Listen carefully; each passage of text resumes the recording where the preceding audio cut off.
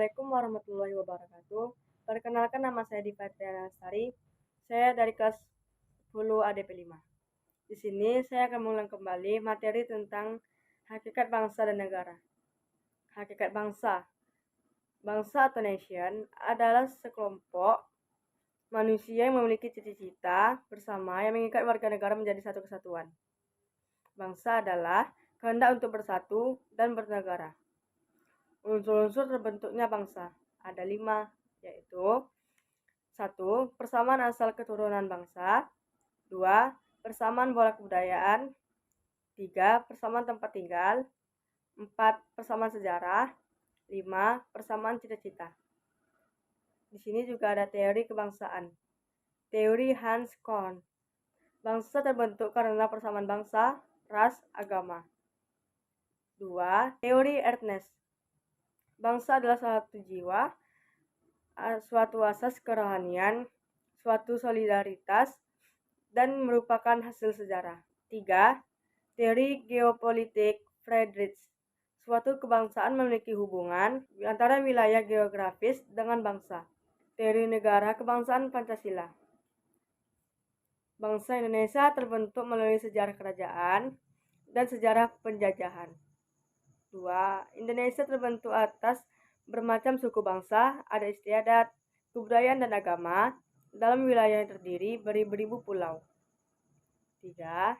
Keragaman dan perbedaan tersebut bukan untuk dipertentangkan, melainkan perbedaan justru merupakan suatu daya penarik ke arah suatu kerjasama, persatuan dan kesatuan, sehingga keanekaragaman tersebut justru mewujudkan suatu kerjasama yang luhur. 4. Kerjasama luhur. Persatuan dan kesatuan dalam keanekaragaman tersebut kemudian dituangkan dalam suatu asas kerohanian yang merupakan suatu kepribadian, serta jiwa bersama yang membentuk suatu bangsa yang berkebangsaan Pancasila, yaitu bangsa negara Indonesia Raya. B. Negara. Negara merupakan integrasi dari kekuasaan politik. Negara adalah organisasi pokok dan alat dari kekuasaan politik yang mengatur dan menertibkan hubungan manusia dalam masyarakat. Negara merupakan wadah bersama yang dapat menjamin terpenuhnya kebutuhan suatu bangsa. Unsur terbentuknya negara. Rakyat memiliki wilayah pemerintahan yang berdaulat dan mendapatkan pengakuan dari negara lain. Bentuk-bentuk keanekaragaman. Di sini ada 5, yaitu aristokrasi, 2. Timokrasi, 3. Oligarki, 4. Demokrasi, 5. Tirani. Fungsi dan tujuan negara.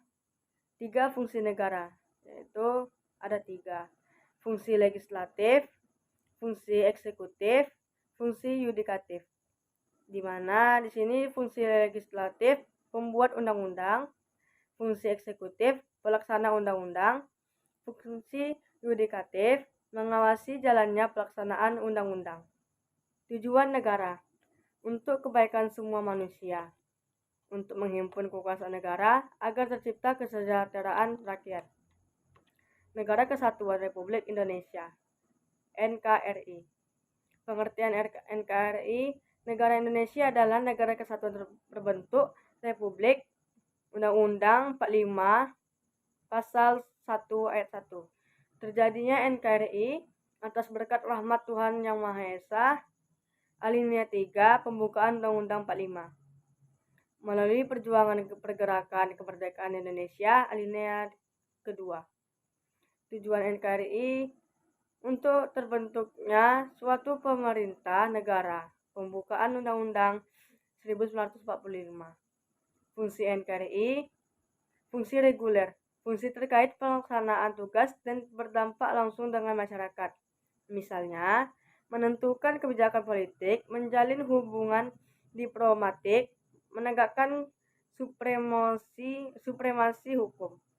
Sekian penjelasan dari saya. Assalamualaikum warahmatullahi wabarakatuh.